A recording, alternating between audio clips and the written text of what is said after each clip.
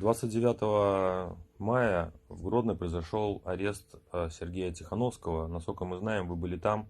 Что бы могли вы нам прокомментировать по этому поводу? Що можна, які коменти можна дати? На відео все бачно. Це була галімая провокація. Ви ж бачили, там дві жінки. Хотіли заскочити прямо у постіль до Тихановських. І чому гэтак, чому гэтак? Вони хапали його за руки, вони провокували. І коли, безумовно, це були провокаторші, потім люди вилічили, що, ну, чим вони займалися, ці жінки раніше. Ось, ранее гандлявали своїм тілом, а потім вирішили гандлявати вже душою. Ось. І, скажімо так, коли перша невдала отрималася ця провокація, прибігли два мента, їх освистали, вони пішли назад. Потім і на другий раз почали цеплятися. І ви ж бачили, міліціонери підійшли одразу до їх. І вони вже ведали, що це їх. Підійшли до їх, і вона показує пальцем: ой, він мені відказав на питання. І прийшли і почали хапати Сергія за руки. Люди трішкою оттиснули, і тут раптом бах, один міліціонер лежить і валяється шеврон. Я стояв побач, там на відео є, я стою в этой вишиванці, льняной такой, і гітара в руці.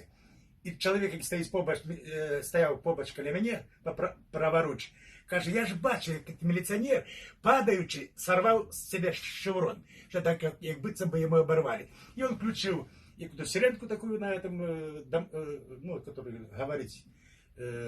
И тут прос хвилины две повыскакивал ОМОН и похапали хлопцев. На вот, есть у меня вот такая книжечка, так?